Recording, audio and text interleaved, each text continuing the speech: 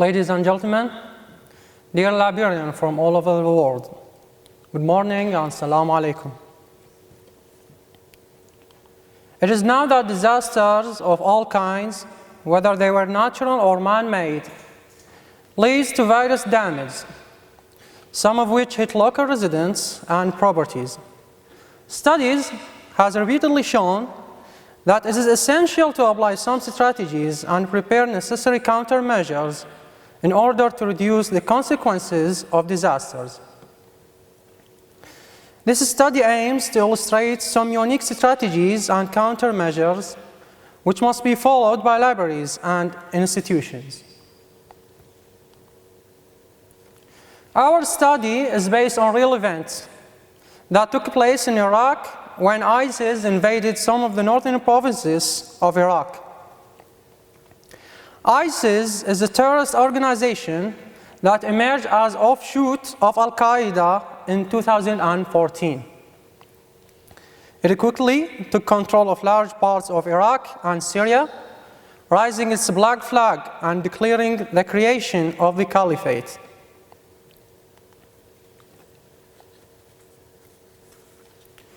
Focus of most experiences is oriented toward building structures and necessary tools that strengthen it to withstand natural disasters as far as possible.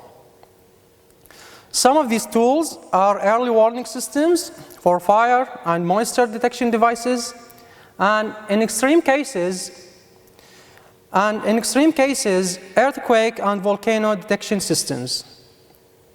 Yet, in this study, we are going to reveal a case that is rarely discussed, which is what should be done when facing a man-made catastrophe and the required countermeasures that libraries must have in order to prevent any losses of their assets.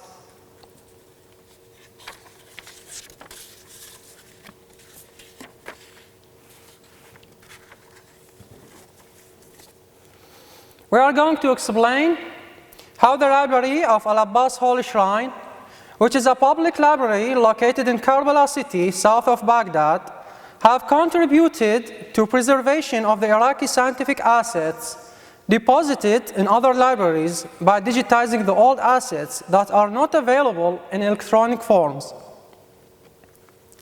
We will discover together why digitizing old assets like manuscripts, old books, theses, magazines, etc. will ensure proper preservation for these assets and why it is considered one of the most important countermeasures that must be applied in earlier preparedness for disaster before it took place.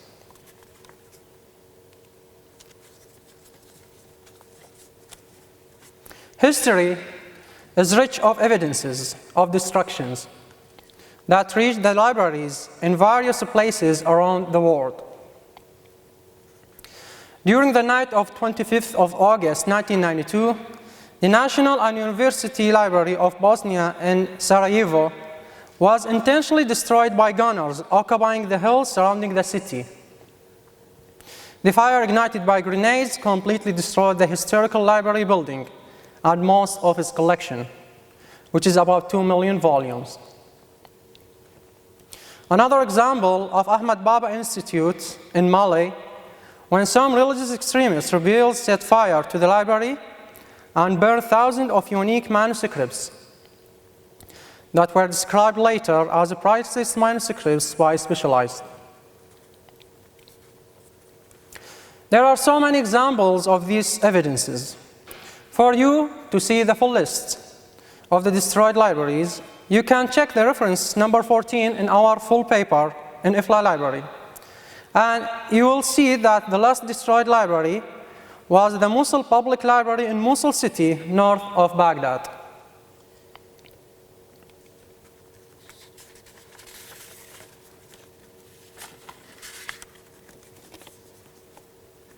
Applying Sendai framework. We will discuss the priority number 4 of Sendai framework, and we will illustrate how we were able to apply this priority by practical projects on the ground of enhancing disaster preparedness for effective response and to build back better in recovery, rehabilitation, and reconstruction.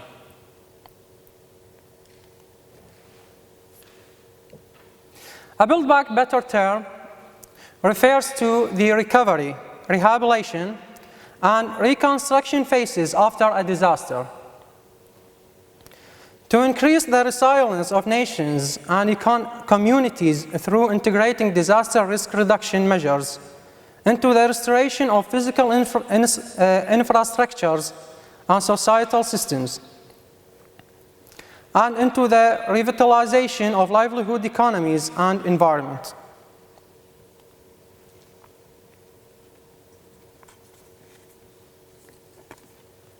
After the man-made disaster of ISIS, which sabotaged lives and destroyed the heritage of various kinds, the United Nations hold ISIS responsible for human rights abuses and war crimes. Also, the Amnesty International has accused ISIS of ethnic cleansing on a historical level.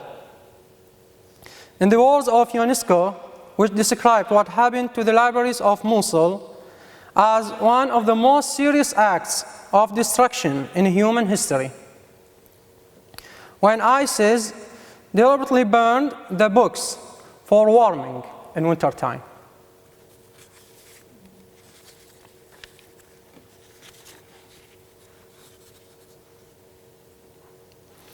After the massive loss of heritage of the Mosul library, and by admitting a total loss of manuscripts from the 18th century, Syriac books printed in the Iraqi's first printing house in the 19th century, books from the Ottoman era, Iraqi newspapers from the early 20th century, we questioned ourselves of how the remaining books can be preserved if the country attacked again by any form, whether it was a terrorist one or even a military operation for any given reason.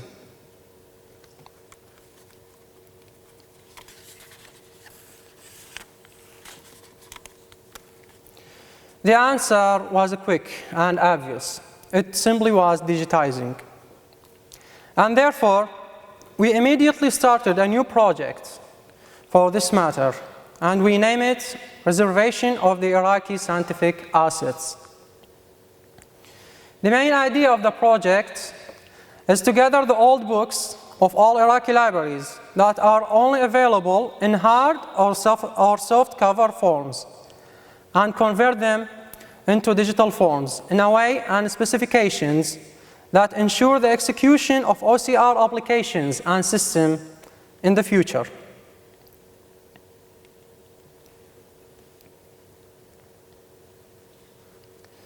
The advantages of these procedures are the following. First, the possibility of storing the assets on a small storage medium.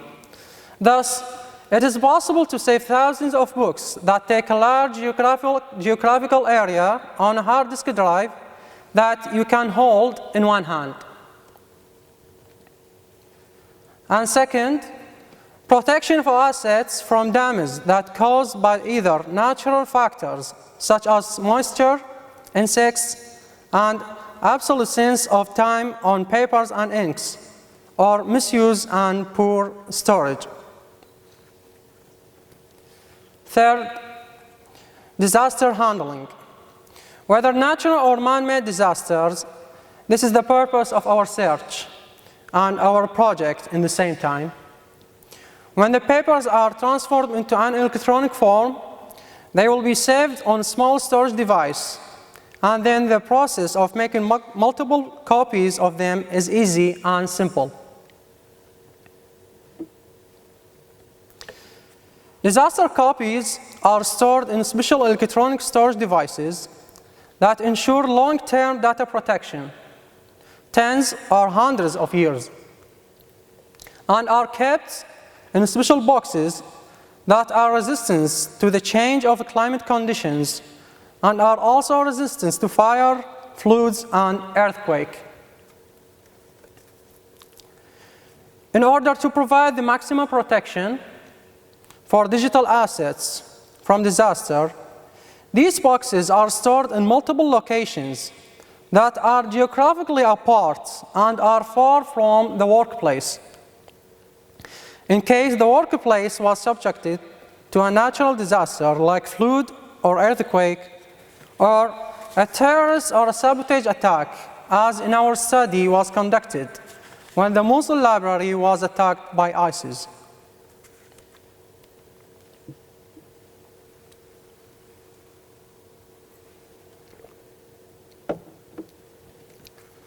Thus, we have achieved the Sendai framework of disaster reduction by reducing the size of the losses of man-made disasters and even natural ones by providing multiple electronic copies of the paper ones. Priority number 4 of Sendai framework was achieved through area preparedness of disasters by digitizing the assets. So we have officially made an important proactive step to face the unknown future disasters. This way, you can make a practical application of Build Back Better concepts when providing digital copies of assets for libraries or institutions whom recently lost some of their assets due to a recent disaster. So they can easily recover after a disaster by earlier preparedness of digitizing. Also, we have noticed in most researches written about the forward thinking to lessen the effect of disasters, the focus on what libraries must do to make the building more resilient and resistant to abnormal conditions, such as water incursion, fire, or you name what you like of abnormal conditions. Most of the preventive measures used by libraries offer an opportunity to preserve their buildings and offer a set of proactive steps to avoid the damage that hit the library building. And recently, there are many initiatives by libraries to advance disaster plans. However, the most demanding problem is how to support proactive behavior through preservation of assets before the disaster took place and not after.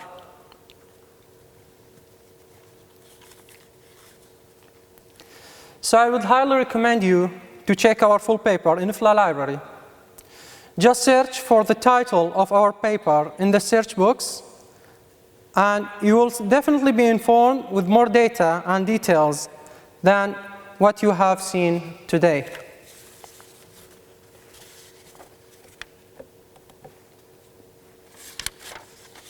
Before I wrap up, I would like to thank you for being here and listen to this very important session, if not the most important one in this year's Congress. And I would like to thank IFLA staff behind the scene who manage the conference and make it more advanced and organized each year. Ladies and gentlemen, see you next year in Dublin. And I wish to see you working on these strategies and countermeasures and applying them on the ground. It is now your responsibility to save your heritage, and don't ever depend or wait for others to do so, and learn from our experiments. Start now and do it fast. May God bless you. Thank you for listening.